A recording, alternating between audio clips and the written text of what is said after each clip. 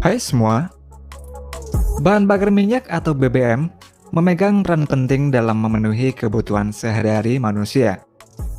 BBM diperoleh dari minyak bumi yang kemudian diolah pada kilang minyak menjadi berbagai jenis bahan bakar. Sedangkan untuk bahan bakar lain untuk keperluan industri maupun bahan bakar roket dapat diperoleh melalui proses pengolahan gas alam.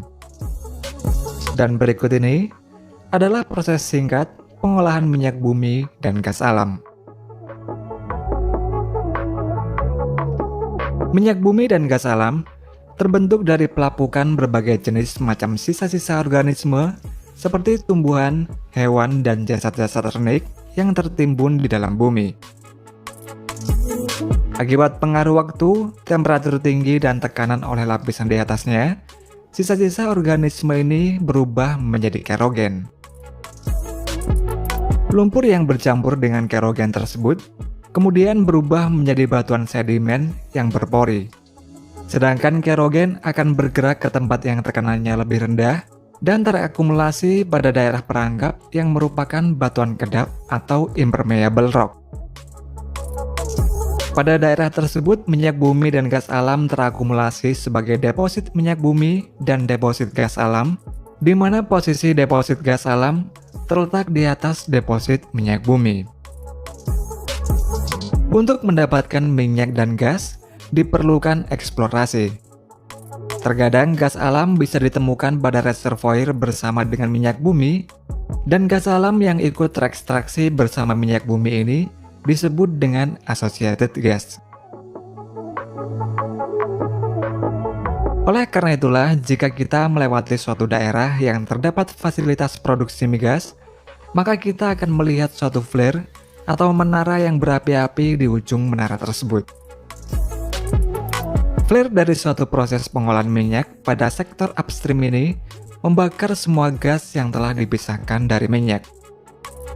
Salah satu tujuan kenapa gas alam tersebut dibakar adalah karena faktor lingkungan, di mana gas yang dihasilkan dari pemisahan minyak ini sebagian besar adalah gas metana. Gas metana ini merupakan salah satu gas yang berkontribusi terhadap pemanasan global. Di samping itu, gas yang terproduksi tersebut biasanya juga mengandung CO2 dan H2S yang dapat membahayakan kesehatan dan kehidupan manusia. Di zaman dulu, associated gas biasanya dibakar sebagai produk limbah. Namun pada saat ini, gas tersebut dapat dimanfaatkan dan diolah lagi. Seperti dengan cara memasukkan lagi hasil gas ke dalam reservoir, sehingga dapat memaksimalkan jumlah produksi minyak yang dapat ditambang. Selain itu, gas tersebut juga dapat dimanfaatkan sebagai bahan bakar yang dapat menggerakkan turbin untuk menghasilkan listrik yang diperlukan pada proses eksplorasi. Dan jika associated gas ini terlalu banyak, maka gas tersebut dapat dirubah menjadi cair yang bernama liquefied natural gas atau LNG. Setelah diekstraksi, minyak ataupun gas ini akan dikirim menuju ke tempat pengolahan untuk dilakukan proses lebih lanjut. Untuk mendapatkan bensin dari minyak bumi, secara singkatnya terdapat beberapa proses, diantaranya adalah proses distilasi. Setelah minyak bumi dipanaskan hingga 370 derajat Celcius, minyak tersebut akan menjadi vapor atau uap. Vapor ini kemudian dipompa ke menara distilasi. Di dalam menara distilasi ini, vapor kemudian naik ke atas dan mendingin. Ketika mendingin, vapor akan kembali menjadi liquid atau cairan. Liquid tersebut kemudian dikumpulkan dan dipisahkan berdasarkan berat molekulnya menggunakan distilasi bertingkat.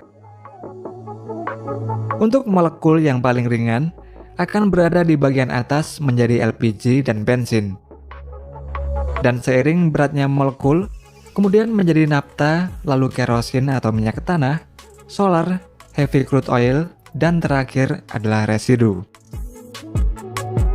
Kemudian untuk meningkatkan jumlah bensin yang dihasilkan dari minyak mentah atau crude oil ini, maka dilakukan proses reforming. Salah satu produk yang dihasilkan dalam menara distilasi ini adalah nafta. Reforming dilakukan pada nafta, yakni dengan menyusun ulang molekul nafta ini sehingga molekulnya akan berubah menjadi seperti molekul bensin. Proses akhir dari pengolahan minyak bumi adalah blending. Pada proses ini, ditambahkan zat tertentu untuk meningkatkan kualitas akhir dari minyak bumi. Contohnya adalah bensin.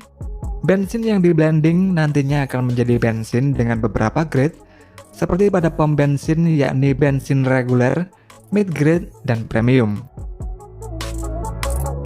Ketika proses pengolahan minyak bumi ini selesai dan menjadi bensin, bensin kemudian dialirkan menuju ke pipa menuju ke sebuah tangki besar untuk disimpan. Dan setelah itu barulah dikirim menuju ke pom bensin melalui truk pengirim. Sedangkan untuk gas alam, proses pengolahan gas alam ini terdiri dari pemisahan kondensat, pemisahan air, dan pemisahan sulfur serta karbon dioksida. Hingga akhirnya didapat propana dan butana yang dapat dijual untuk berbagai kebutuhan, salah satunya juga dapat diproses lagi menjadi LPG untuk kebutuhan sehari-hari. LPG dari hasil pemisahan gas alam ini biasanya hanya sekitar 10%. Lebih kecil jika dibanding hasil LPG dari proses pengolahan minyak bumi, yaitu sebanyak 40%. Sedangkan hasil lainnya adalah metana. Gas ini akan diproses lagi untuk dijadikan bentuk cair. Metana kemudian akan didinginkan hingga minus 162 derajat Celcius. Gas ini akan berkurang volumenya hingga 600 kali menjadi bentuk cair yang disebut dengan liquefied natural gas atau LNG. Dan karena volumenya ini sudah berkurang, gas ini akan menjadi mudah untuk disimpan dan juga dikirim. LNG kemudian dikirimkan melalui kapal tanker atau lainnya menuju ke tempat regasifikasi.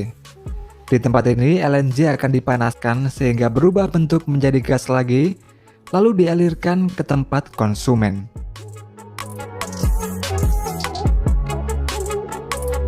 Selain digunakan untuk kebutuhan industri, LNG ini juga dapat digunakan sebagai bahan bakar roket.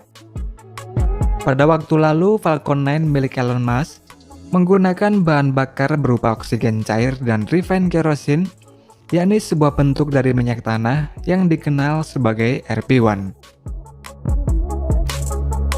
Dan baru-baru ini SpaceX membuat lokasi peluncuran yang canggih di Boca Chica, Texas, Amerika Serikat untuk roket Starship-nya. Pada roket terbaru milik SpaceX ini menggunakan 33 mesin Raptor yang menggunakan metana cair dan oksigen cair untuk bahan bakarnya. Serta roket Starship ini juga dapat digunakan berulang-ulang seperti pada Falcon 9. Seperti yang kita ketahui, metana untuk roket ini berasal dari LNG.